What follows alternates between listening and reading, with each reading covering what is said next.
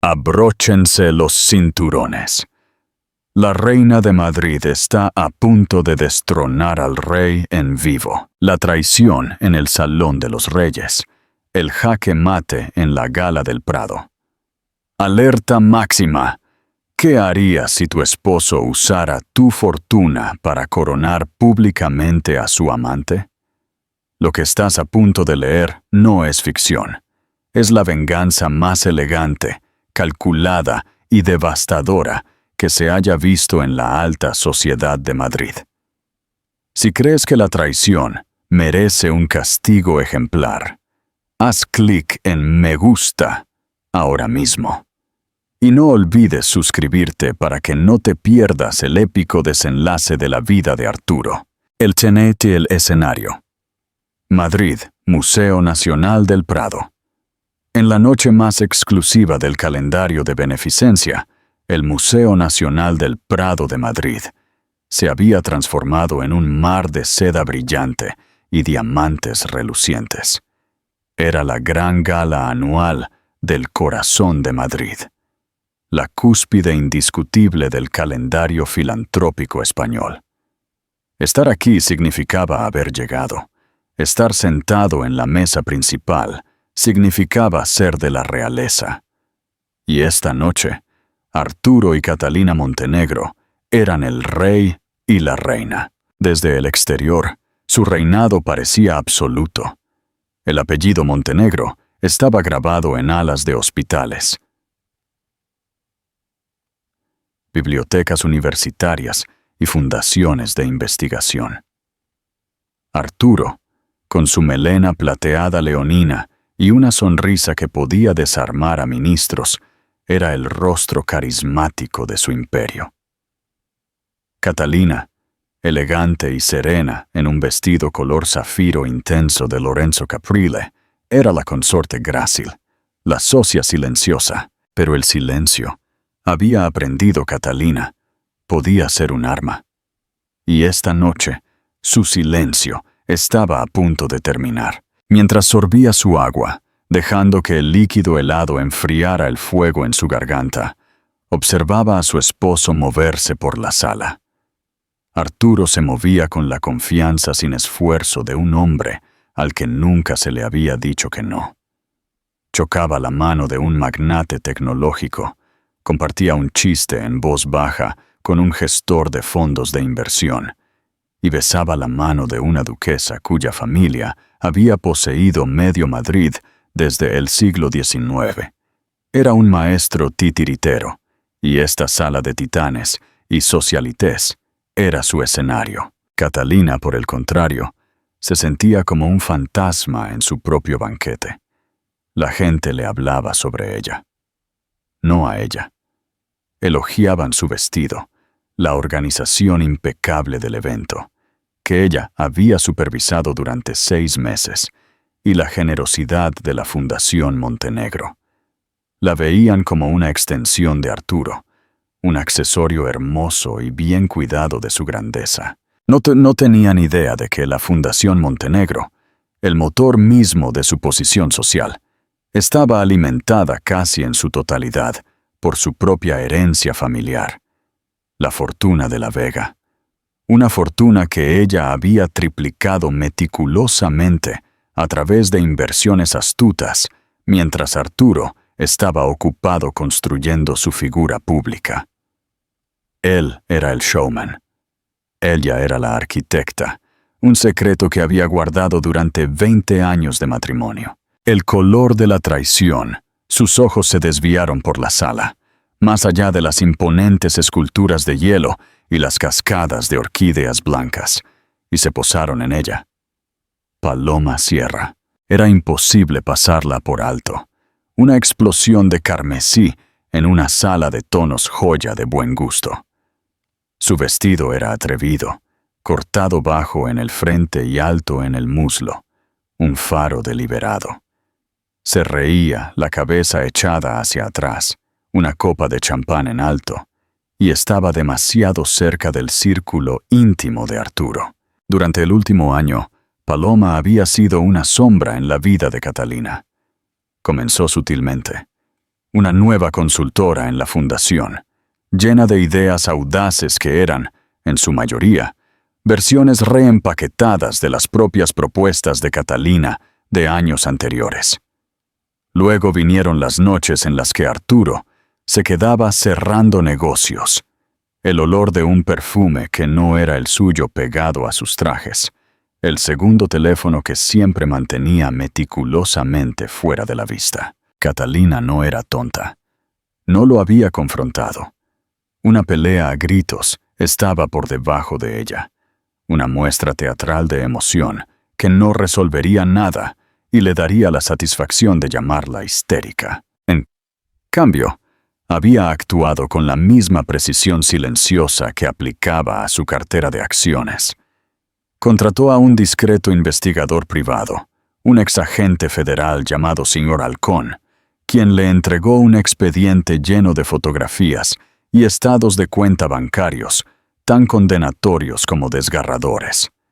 Fotos de Arturo y Paloma en París, cogidos de la mano bajo la Torre Eiffel, recibos de tarjeta de crédito de Suárez por un collar que Catalina nunca había visto, reservas de hotel con vistas al retiro en las tardes que Arturo supuestamente estaba en reuniones de la Junta. El dolor había sido un golpe físico, algo frío y afilado que se alojó bajo sus costillas. Pero después del shock inicial, vino una claridad escalofriante. Esto no era solo una infidelidad, era un golpe de estado. Arturo no solo la estaba engañando, estaba intentando robar el trabajo de su vida, su legado, e instalar a esta mujer más joven y maleable en su lugar.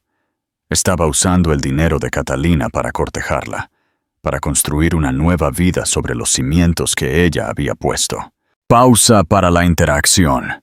¿Crees que la infidelidad es solo un crimen conyugal o también un crimen financiero cuando se utiliza el dinero de la esposa? ¿Qué hubieras hecho tú en lugar de Catalina? Comenta tu opinión y comparte este video. Su mirada se encontró con la de Arturo desde el otro lado de la sala.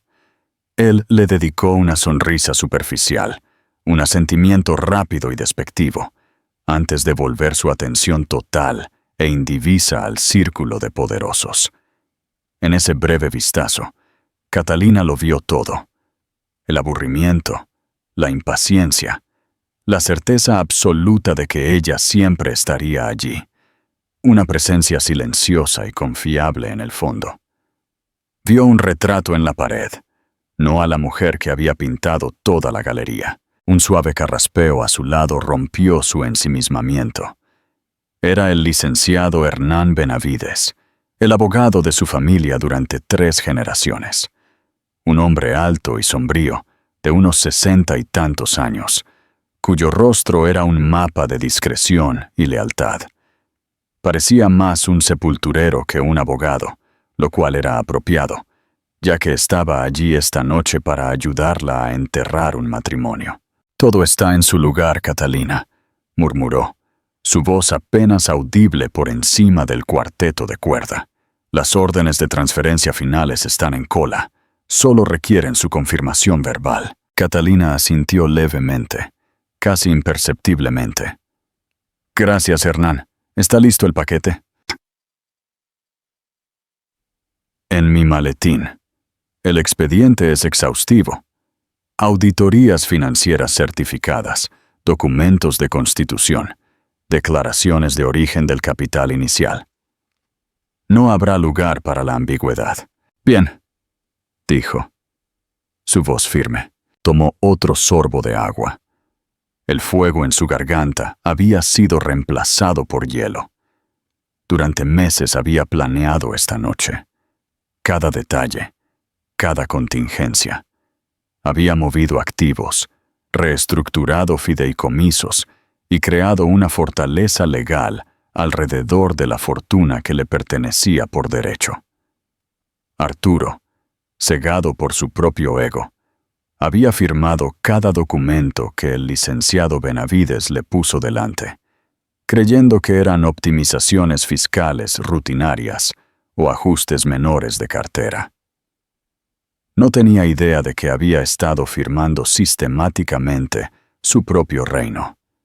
Esta noche, el rey estaba a punto de recibir un jaque mate, y nunca lo vería venir. El gran anuncio de Arturo. La orquesta se intensificó, una señal de que la parte formal de la velada estaba a punto de comenzar. Era la hora de los discursos. Era la hora del espectáculo. El ambiente en el salón se hizo denso por la expectación. Mientras Elena Cifuentes, la maestra de ceremonias y una célebre presentadora de noticias, se acercaba al podio. Su voz, suave y experimentada, acalló el murmullo de la conversación. Catalina sintió 100 pares de ojos posarse en la mesa principal, en ella y Arturo. Mantuvo una expresión serena y agradable, una máscara que había perfeccionado durante 2 décadas. Por dentro, su corazón era un metrónomo, contando los últimos latidos de su antigua vida. Podía sentir los susurros ondulando por la sala, como una brisa perturbando el agua en calma. La periodista Beatriz Montes, una columnista de Sociedad de Lengua Afilada, se inclinó para susurrar algo a su acompañante, sus ojos saltando entre Catalina, Arturo y la vibrante mancha roja que era Paloma Sierra. Y ahora, me da un inmenso placer presentarles a un hombre cuyo nombre es sinónimo de generosidad. Un titán de la industria con un corazón de oro. El presidente de la Fundación Montenegro, mi querido amigo, Arturo Montenegro, anunció Elena Cifuentes. Arturo se levantó, abotonándose su chaqueta de esmoquín a medida. Se inclinó y le dio a Catalina un beso rápido y seco en la mejilla. Se sintió como el toque de un extraño. «Deséame suerte», susurró, una sonrisa de suficiencia jugando en sus labios. «No la necesitas», replicó Catalina, su voz serena. «Siempre has sido un artista natural». Él lo tomó como un cumplido, su ego demasiado vasto para detectar el doble significado. Mientras caminaba hacia el escenario, bañado en el cálido resplandor de los focos, Catalina sintió que los últimos vestigios de su antigua vida se desvanecían. Ya no era la señora Montenegro, la esposa del multimillonario. Era Catalina de la Vega, y estaba a punto de recuperar su nombre. Durante 20 años, continuó Arturo, gesticulando vagamente en dirección a Catalina. Mi maravillosa esposa y yo hemos tenido el privilegio de dirigir la Fundación Montenegro. Habló de sus logros, pasando por alto el hecho de que Catalina había identificado y vetado casi todos los proyectos que habían financiado. Se atribuyó el mérito del programa de alfabetización que ella había diseñado, el refugio para personas sin hogar que ella había pasado un año reestructurando, la dotación artística que ella había defendido contra su resistencia inicial. Pero la filantropía no puede ser sobre mirar atrás a lo que hemos hecho, declaró Arturo, su voz resonando con pasión teatral. Debe ser sobre mirar hacia adelante, al futuro, a la próxima generación. Este era su gancho. Catalina sintió que sus manos se apretaban en su regazo. Sabía lo que venía. Esta noche, estoy encantado de anunciar el proyecto más ambicioso de la Fundación hasta la fecha. Nos hemos asociado con el Hospital Infantil de La Paz para financiar una nueva ala de oncología pediátrica de última generación, un lugar de esperanza. Este proyecto requiere no solo capital, sino visión. Requiere una líder dinámica y con visión de futuro para llevarlo a cabo, y he encontrado a esa líder. Giró ligeramente la cabeza, sus ojos escudriñando las mesas hasta que aterrizaron en Paloma Sierra. Le dio una sonrisa cálida e íntima que era solo para ella, pero visible para todos en las pantallas gigantes del salón. A lo largo del año pasado, hemos tenido la suerte de que una consultora brillante se una a nuestro equipo. Su pasión y espíritu innovador han sido una verdadera inspiración. Es su visión la que dará forma a esta nueva ala, y es un gran placer para mí pedirle que se una a mí en el escenario. Señoras y señores, la directora del proyecto para la nueva Ala Montenegro, Paloma Sierra. Un jadeo colectivo, apenas audible, recorrió la sala. Esto era más que un reconocimiento profesional. Esto era una declaración. Subir a su amante al escenario en el evento social más importante del año, con su esposa sentada a pocos metros, fue un acto de arrogancia impresionante. Era una unción pública. Paloma se levantó de su asiento, una sonrisa triunfal en su rostro. Su vestido carmesí pareció encenderse bajo los focos. Prácticamente se deslizó hasta el escenario. Se paró junto a Arturo, y él colocó una mano posesiva en la parte baja de su espalda. La imagen en las pantallas gigantes era innegable. El poderoso multimillonario y su hermosa joven protegida. El futuro. Catalina se quedó paralizada. Una estatua de zafiro y diamantes. Podía sentir las miradas de lástima, las miradas de shock, la curiosidad mórbida de toda la sala centrada en ella. Todos estaban esperando que se derrumbara, que llorara, que huyera humillada. Arturo no se había molestado en mirarla. En su mente, ella ya era irrelevante. Paloma se acercó al micrófono que Arturo le ofreció. Gracias, Arturo. Esto es un sueño hecho realidad. Poder marcar una diferencia real. Es todo lo que siempre he querido. Y con la guía de Arturo y la increíble generosidad de la Fundación Montenegro, vamos a construir algo verdaderamente milagroso. Pausa para la interacción. En este momento de máxima humillación, ¿qué poder crees que está sintiendo más Catalina? ¿La ira por la traición o la claridad de la venganza? Escribe tu voto en los comentarios y suscríbete. Arturo luego se adelantó para el gran final. Para dar inicio a este proyecto vital, rugió. La Fundación Montenegro hará una promesa inicial esta noche, una donación ancla, para mostrar nuestro compromiso inquebrantable. Esta noche, prometemos $100 millones al Hospital Infantil de La Paz. La sala estalló. El shock de la aparición de Paloma fue momentáneamente olvidado, ahogado por la magnitud de la donación. El aplauso fue atronador. Las luces estroboscópicas de los flashes de los fotógrafos estallaron como fuegos artificiales.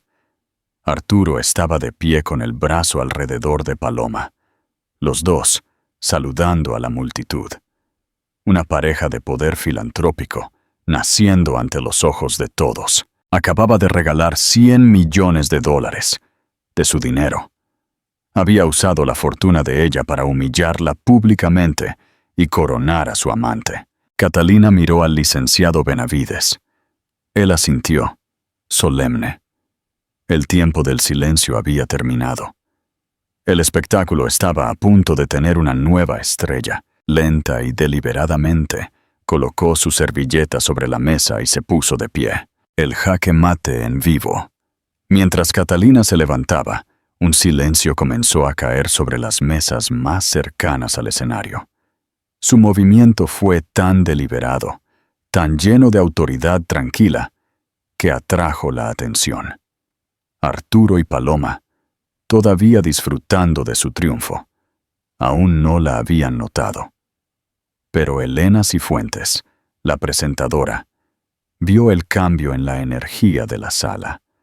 Sus ojos se encontraron con los de Catalina, y vio algo en esa mirada tranquila y firme que la hizo actuar instintivamente. «Y ahora», dijo Elena, su voz cortando suavemente el aplauso menguante, «creo que tenemos una persona más a quien agradecer.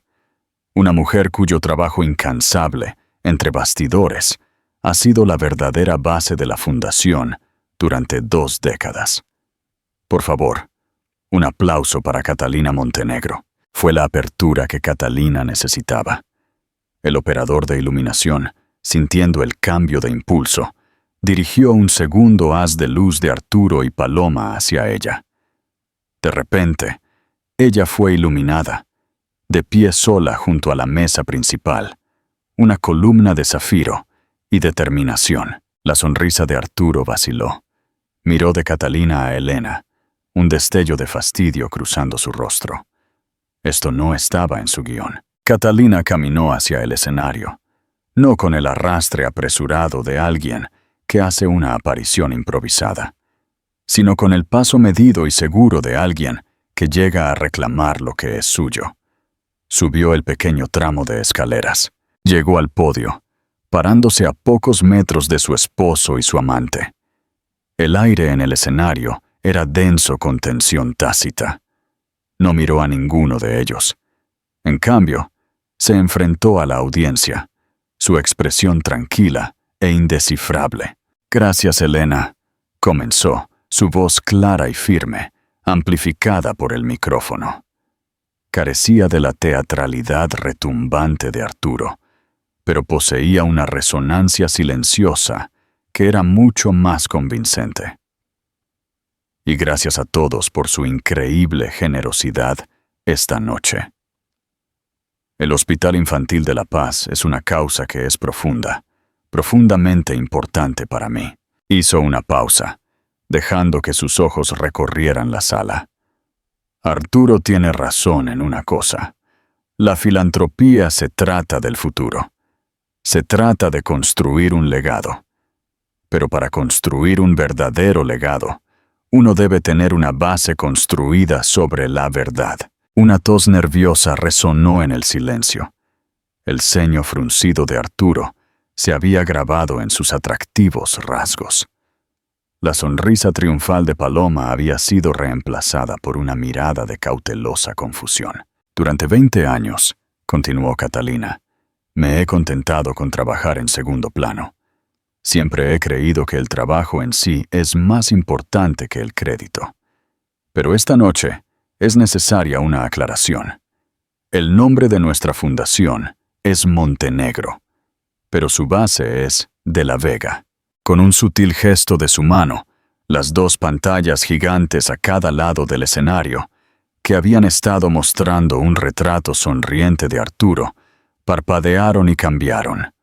La nueva imagen era un escaneo de alta resolución de un documento legal. En la parte superior, con letras claras y audaces, estaban las palabras «Última voluntad» y testamento de Roberto Jocata de la Vega. Arturo abrió la boca, pero no salió ninguna palabra. Estaba total y completamente noqueado. Mi padre, Roberto de la Vega, me dejó una herencia significativa, explicó Catalina, su voz tan fresca y clara como una mañana de invierno. El capital inicial para lo que se convertiría en la Fundación Montenegro fue 100% dinero.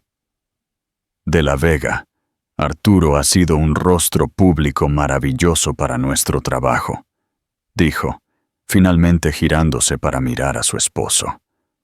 No había ira en sus ojos, solo una finalidad profunda y despectiva.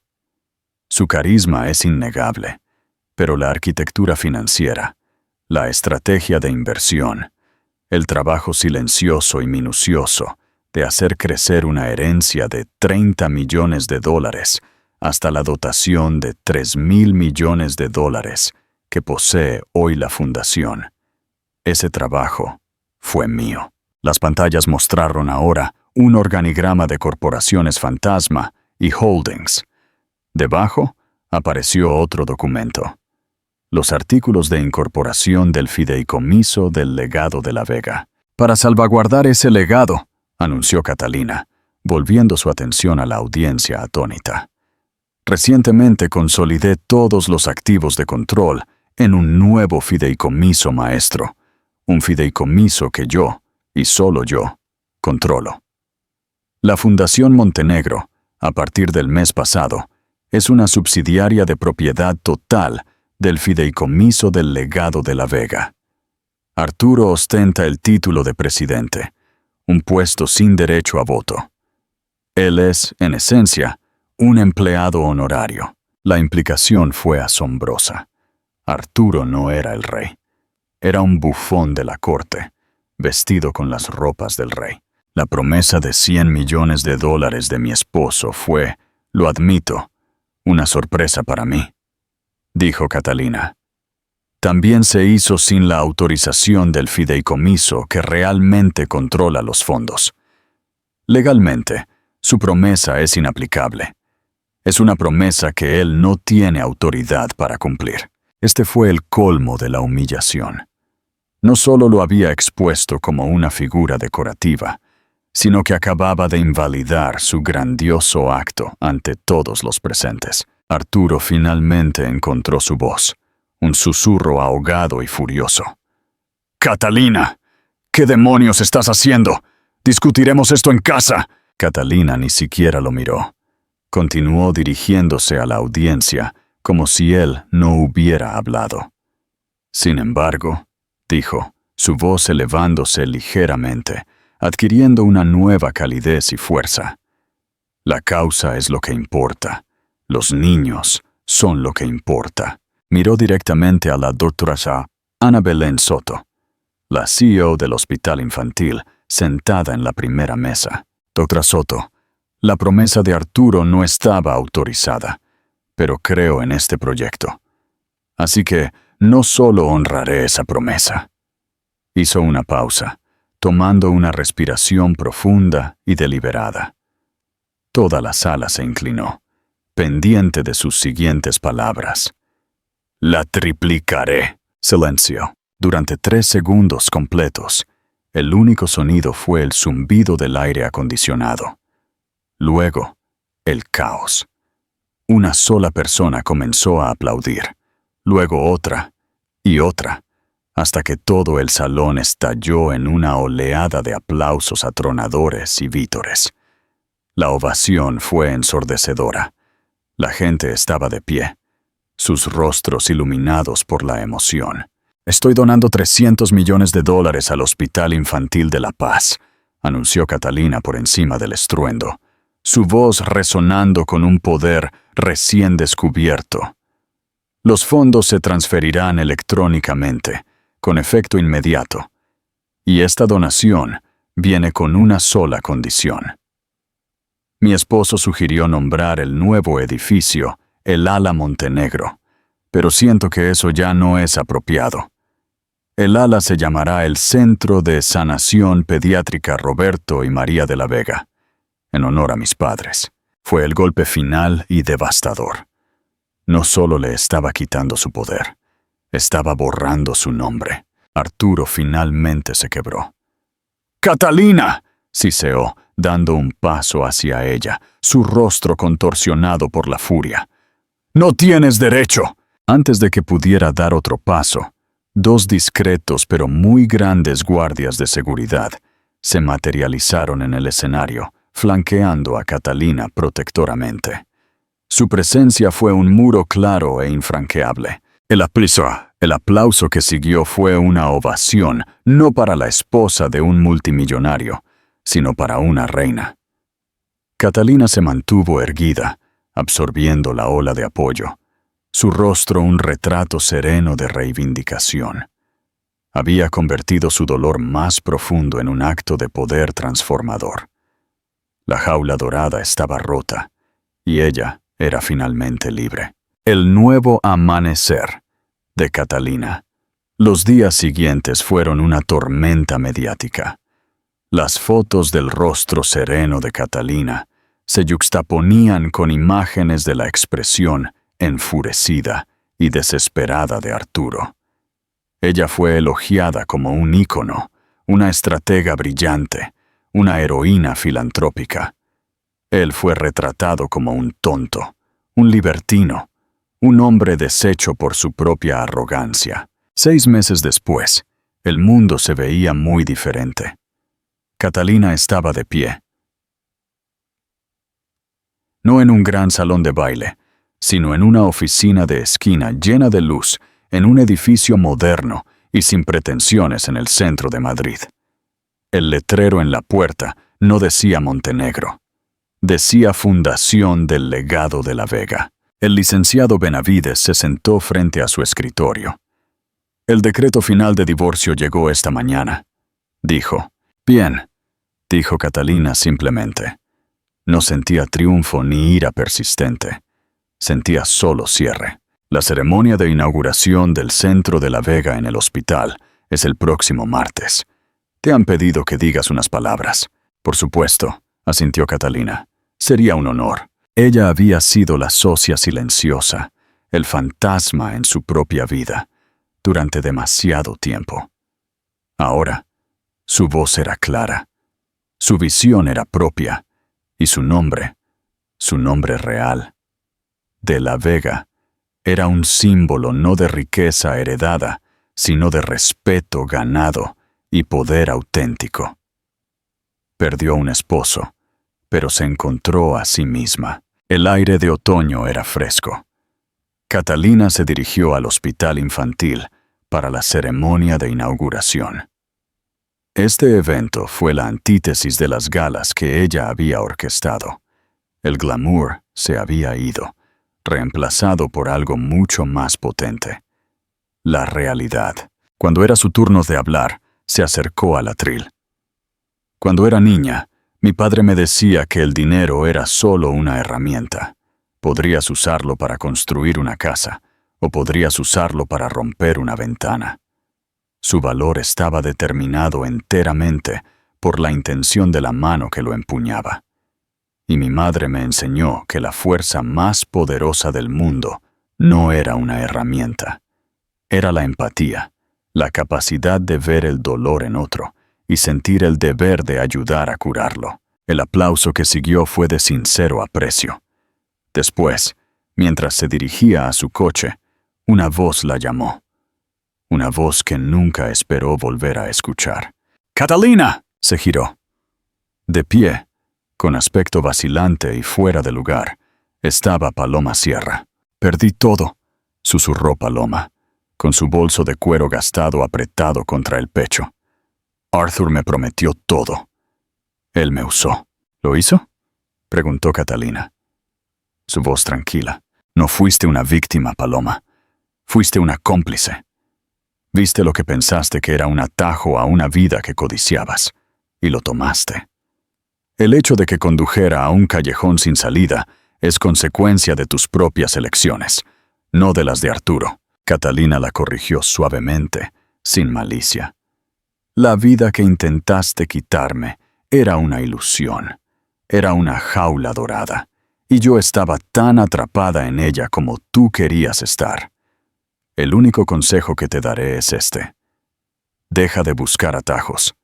Ve a un lugar donde los nombres Montenegro y de la Vega no signifiquen nada. Comienza de nuevo. Construye algo pequeño que sea verdaderamente tuyo.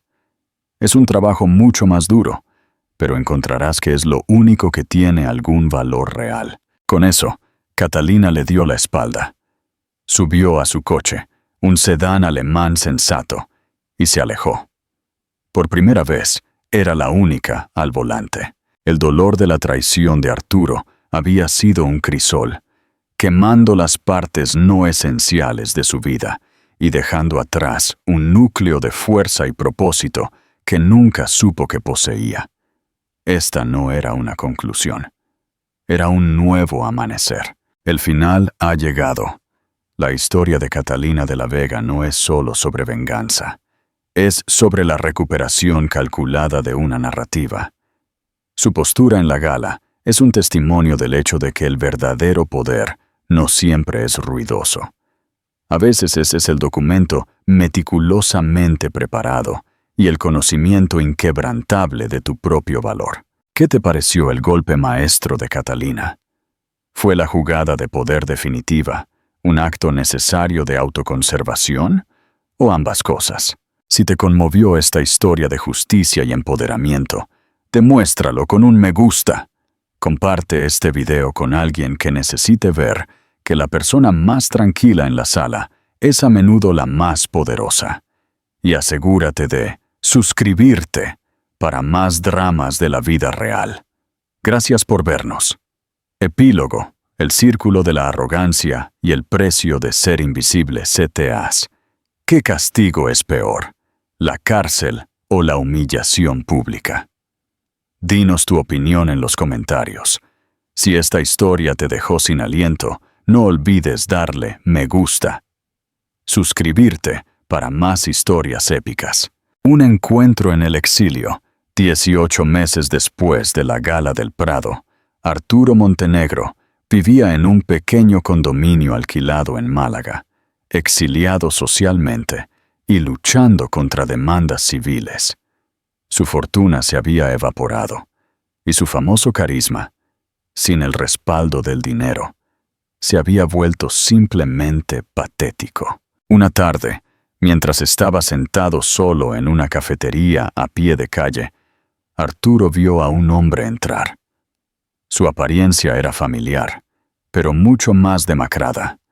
Era Julián Torres, el exmarido de Amelia de Hesse-Vance, de quien Arturo había oído hablar del colapso cataclísmico en Zúrich.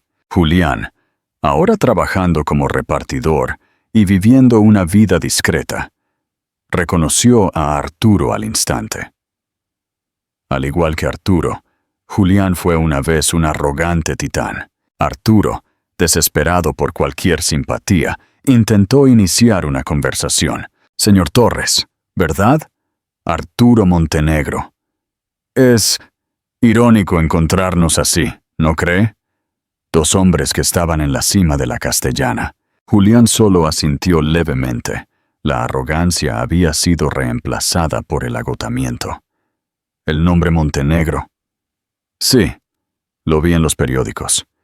Su esposa, la señora de la Vega, muy profesional. ¡Profesional!, Arturo se burló, con amargura. Fue un acto de terrorismo. Me robó mi nombre, mi fundación. Me humilló en vivo por una infidelidad menor. Ella usó mi ego para destruirme. Julián bajó su taza de café. A pesar de haber perdido todo, conservaba una pizca de claridad sobre la naturaleza de los hechos. «Mire, señor Montenegro», dijo Julián, con voz grave y uniforme, «usted no perdió por su infidelidad, perdió por su arrogancia. Yo cometí el mismo error.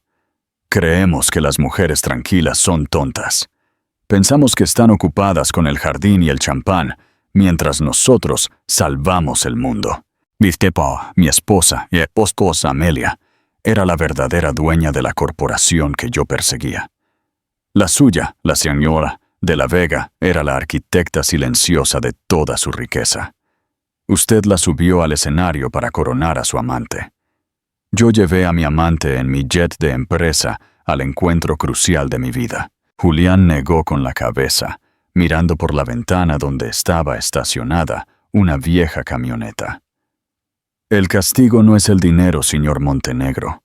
El castigo es la humillación de ser visto por ellas como un error de cálculo. Ellas no nos odian, simplemente nos desechan». Arturo, acostumbrado a la adulación, no pudo soportar estas palabras. «Usted está amargado. Yo era el rostro, el carisma. Y por eso es que ahora conduce un camión», dijo Julián, no con malicia, sino como una verdad innegable. «Oh, en mi caso, hago entregas. Ellas siguen construyendo. Ellas son reales. Nosotros éramos la marca, señor Montenegro, una marca construida con su dinero, que ellas tenían derecho a retirar cuando ya no les resultábamos rentables». Julián se levantó. «Perdóneme, tengo que irme. El reparto tiene que llegar a tiempo». Arturo se quedó solo, viendo a Julián irse. En ese momento, se dio cuenta de la escalofriante verdad. No eran las esposas las que habían conspirado. Era su propia clase de arrogancia masculina la que las había unido en un patrón de destrucción.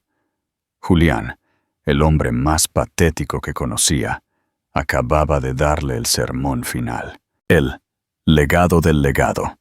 Mientras los dos reyes caídos compartían la miseria en el exilio, la fundación del legado de la Vega de Catalina crecía imparablemente. Su centro pediátrico Roberto y María de la Vega se inauguró con gran éxito. Y Catalina, ahora emparejada profesionalmente con Amelia de Hesa Vance en proyectos filantrópicos globales, gracias a la conexión de sus abogados, demostró que su fuerza no fue un accidente. Catalina había encontrado su verdadera voz y su verdadero propósito fuera de la sombra de su esposo. Perdió un esposo, pero ganó un legado imperecedero. La prueba de que el poder verdadero no se exhibe en galas, sino que se ejerce con la precisión silenciosa de una arquitecta. ¿Qué piensas? Julián Torres, el mentor forzoso de Arturo, ha encontrado una forma de redención en la humildad, ¿o simplemente está condenado a seguir siendo invisible? Hemos llegado al final de esta épica saga de poder, traición y justicia. Si la historia de Catalina y Amelia te inspiró, por favor, muestra tu apoyo. Dale me gusta al video, comparte esta lección con amigos y suscríbete al canal para que podamos continuar explorando estos dramas de la vida real. Gracias por seguir el viaje, colaboración y redención. El fuego de la nueva élite. CTAs, ¿cuál es el futuro de la Fundación de la Vega? ¿Debería Catalina usar su poder para ayudar a Paloma? Comenta tu opinión y no olvides darle me gusta y suscribirte para la próxima historia. La alianza estratégica. De socias silenciosas a pilares globales. 3 años después del colapso de Arturo, Catalina de la Vega y Amelia de Hesa Vance se encontraron en la terraza de un rascacielos en Ginebra. El encuentro no fue por casualidad. Fue para consolidar una alianza que se había forjado en la discreción y el respeto mutuo. Amelia, la CEO de Vanguard Global, y Catalina, la directora del fideicomiso del legado de la Vega, ya no eran víctimas. Eran las 2 mujeres más poderosas en sus respectivos campos. Nuestros abogados y contadores están exhaustos, Amelia, dijo Catalina, tomando un sorbo de vino blanco frío, con una sonrisa genuina. Es el precio de la limpieza, Catalina, replicó Amelia, con su frialdad habitual, aunque atemperada por una clara admiración. La Fundación Vanguard de la Vega para la Ética Corporativa está lista. Es un cortafuegos para que ningún otro hombre arruine un legado familiar.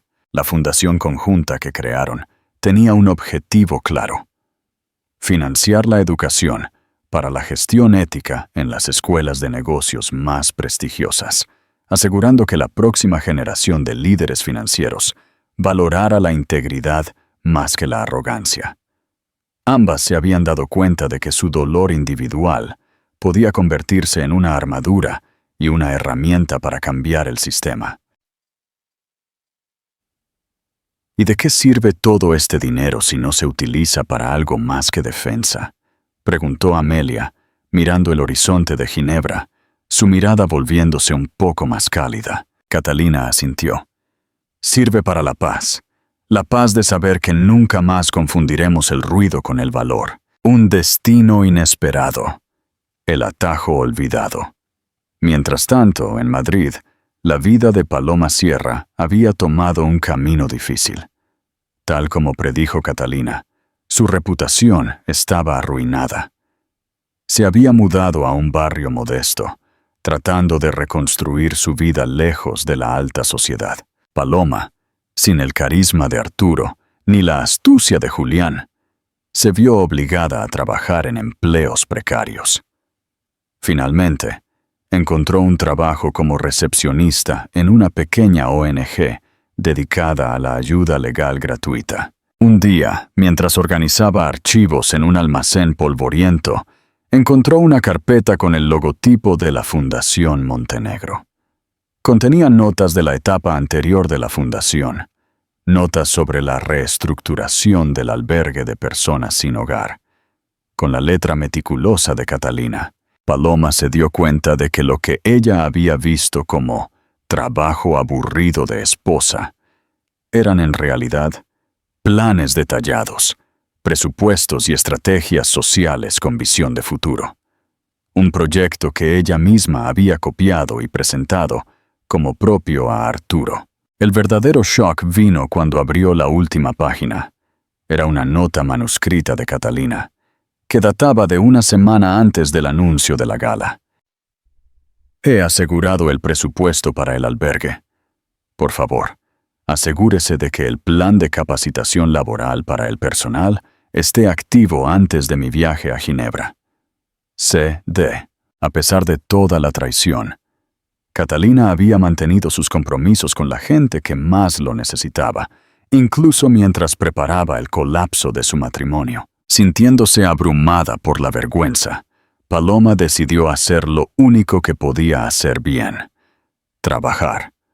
Usó su conocimiento de marketing, el único activo real que le quedaba, para impulsar la recaudación de fondos para la ONG, sin buscar reconocimiento, solo resultados. Un mes después, Paloma recibió una carta. Era de la Fundación del Legado de la Vega. No era dinero, sino una beca anónima de formación profesional completa, que le permitía estudiar gestión de proyectos en una escuela de negocios de prestigio. El único requisito era mantener un rendimiento académico impecable y comprometerse con el trabajo comunitario. Paloma miró el sobre. No había un mensaje personal. Era un acto frío y calculado de inversión en el potencial humano, no una limosna. Catalina no le había perdonado, pero le había ofrecido un verdadero camino en lugar del atajo. Paloma, con lágrimas en los ojos, se dio cuenta de que ese era el trato más justo que había recibido en su vida. El legado inoxidable. El legado de las dos mujeres no se construyó sobre la venganza de sus maridos caídos.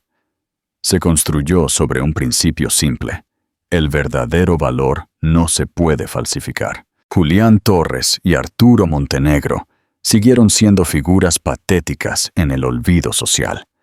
Un recordatorio constante de que el ego es el activo más tóxico en cualquier balance.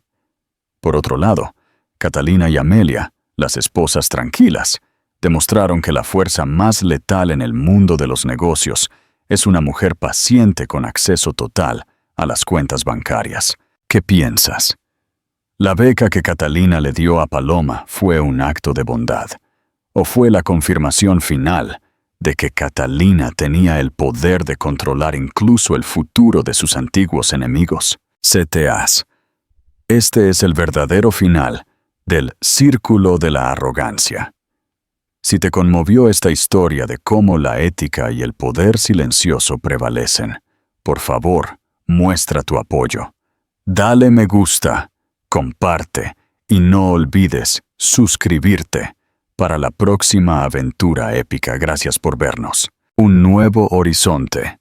El regalo inesperado de la vida. TTAs.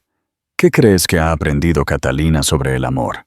¿Debería arriesgarse a enamorarse de nuevo? Comparte tus predicciones en los comentarios. Y si te ha encantado este gran final, dale a me gusta y suscríbete al canal. 5 años después.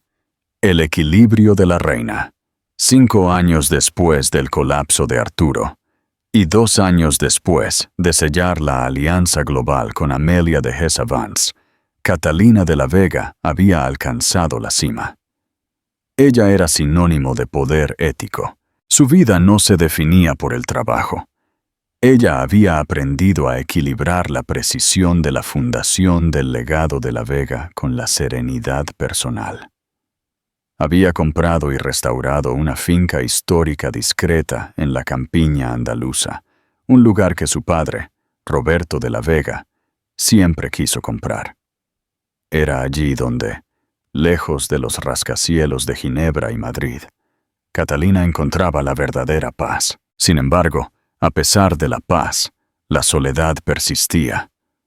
Su muro emocional, aunque ya no era una prisión, seguía siendo una fortaleza. Un regalo inesperado. Un día soleado de primavera, en la finca andaluza, Catalina estaba supervisando la plantación de un nuevo viñedo de caridad.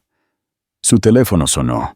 Era el licenciado Hernán Benavides, con un tono inusual. Catalina, el antiguo ático en la Castellana, ha sido finalmente liberado de todas las hipotecas y deudas de Arturo. El fideicomiso lo recuperó legalmente hoy. Bien, Hernán, véndalo, rápido, dijo Catalina, sin emoción. Ella no quería nada de ese recuerdo. Hay un pequeño detalle, Catalina. En el estudio, el equipo de limpieza encontró algo que no estaba en el inventario. Algo personal. Benavides describió un viejo cofre de madera oscura, escondido detrás de una estantería empotrada. Arturo nunca lo había encontrado en medio del caos de su huida. 2 días después, el cofre llegó a la finca. Con el corazón latiendo con una curiosidad que creía extinta, Catalina abrió la cerradura. No había dinero ni documentos. En su interior, había objetos de la vida de su padre y su madre. Viejas cartas de amor, un reloj de bolsillo familiar y un pequeño diario. El diario no era de su madre, sino de su padre, Roberto J. de la Vega. Ella comenzó a leer. Las entradas eran de los primeros años de su matrimonio con Arturo, la época en que Arturo aún era un soñador, no un magnate. Su padre había documentado el lento, paciente y silencioso dolor que vio en su hija. Agosto 1900.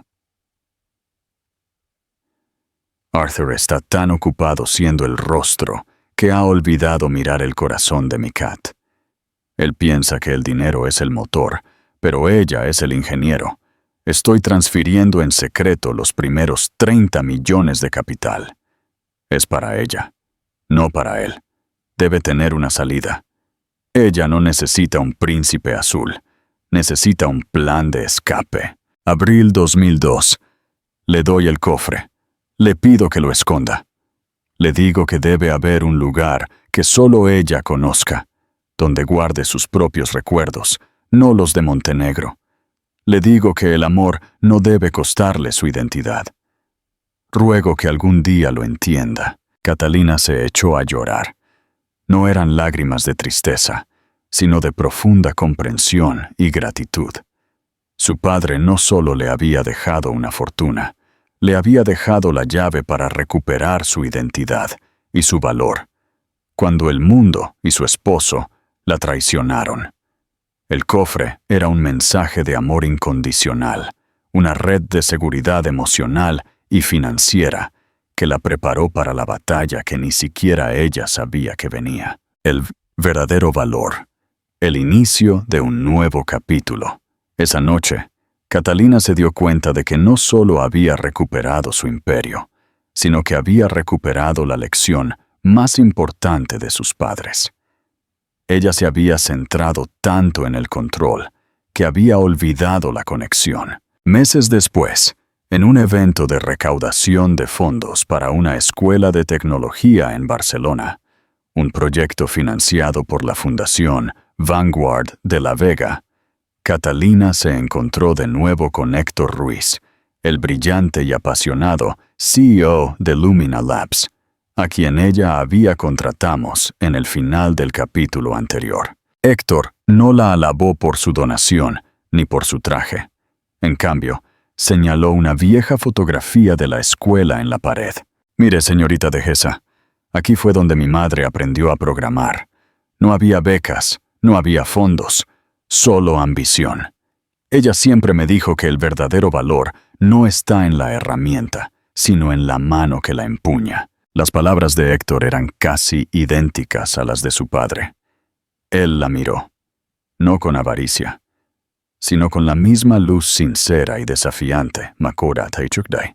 Usted siempre está buscando el potencial oculto, señor Ruiz, dijo Catalina, su voz más suave Bao Giohet. Y usted, señorita Dehesa, siempre está lista para invertir en él. Es una combinación perfecta. Neta, en ese momento, Catalina se dio cuenta de que la vida, con toda su brutalidad, a veces ofrece una segunda oportunidad, no para recuperar el pasado, sino para construir un futuro verdadero, basado en el respeto mutuo, el desafío intelectual y, lo más importante, un valor real que no puede ser comprado ni vendido. Ella no le dio un apretón de manos formal.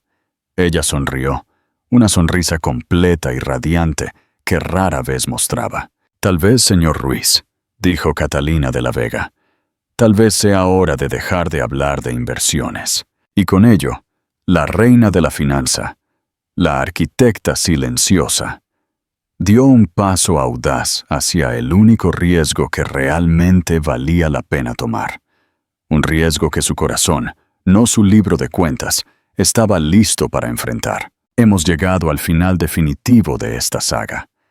El verdadero legado de Catalina no fue la caída de su esposo, sino la sanación de su propia alma y la promesa de un nuevo amanecer. ¿Qué piensas? ¿Héctor Ruiz es el socio digno para Catalina? ¿O crees que ella debería centrarse únicamente en su fundación?